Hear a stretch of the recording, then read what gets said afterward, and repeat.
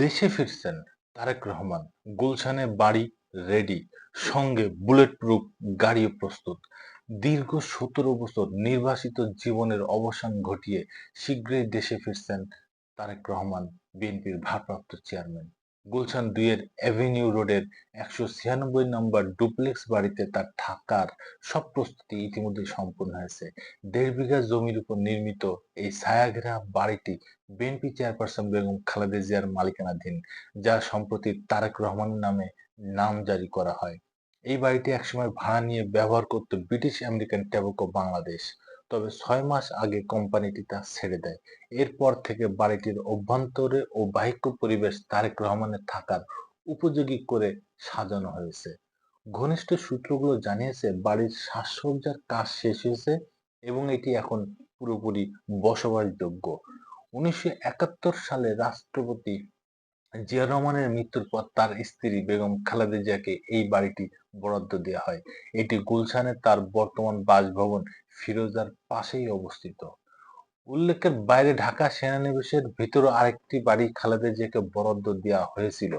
বিগত আওয়ামী লীগ সরকারের সময় সেনানিবাসের ওই বাড়ির বরাদ্দ বাতিল করে খালেদা জিয়াকে সেখান থেকে বের করে দেওয়া হয়।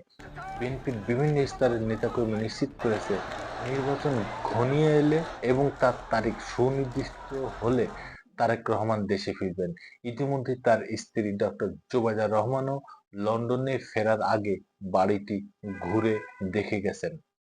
সরেজমিনে ১৯৬ নম্বর বাড়ির সামনে গিয়ে দেখা যায় সাদা রঙের দোতলা ছায়াঘেরা বাড়িটি বহিরাঙ্গন বেশ পরিপাটি। দলীয় সূত্রে জানা গেছে বাড়ির ভেতরটাও অত্যন্ত নান্দনিকভাবে সাজানো হয়েছে। নিরাপত্তা নিশ্চিত করতে বাড়ির বাউন্ডারির উপরের অংশ বাড়তি লোহার অংশ ব্যবহার করা হয়। জানা গেছে আধুনিক সুবিধাসম্পন্ন এই ভবনে রয়েছে ৩টি শয়নকক্ষ, একটি বিশাল ড্রয়িং ও লিভিং রুম এবং একটি সুইমিং পুল। 111 সরকারের সময় ২০০৭ সালের ৭ই মার্চ তারেক রহমানকে গ্রেপ্তার করা হয়। পরের বছর ২০০৮ সালের ২রা সেপ্টেম্বর জামিনে মুক্তি পেয়ে ১১ সেপ্টেম্বর চিকিৎসার জন্য সপরিবারে লন্ডন চলে যান তিনি। তখন থেকেই লন্ডনে অবস্থান করছেন তারেক রহমান।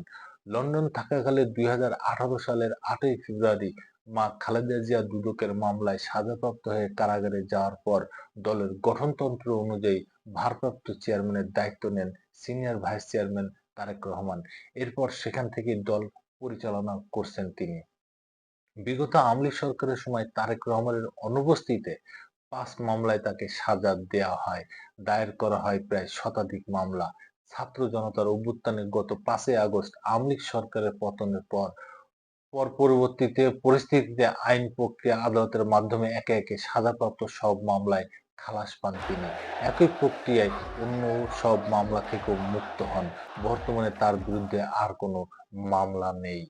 এমন অবস্থায় বিএনপির নেতাকর্মীরা এখন তারেক রহমানের দেশে ফেরার প্রতীক্ষায় রয়েছে। তার ফেরা নিয়ে নেতাকর্মীদের মধ্যে যথেষ্ট কৌতূহল আছে। সবার প্রত্যাশা তারেক রহমান শিগগিরই দেশে ফিরবেন। কয়েকদিন ধরে সামাজিক যোগাযোগ মাধ্যমে আলোচনা চলছে যে তিনি আগামী ৫ই আগস্টের আগেই দেশে ফিরবেন।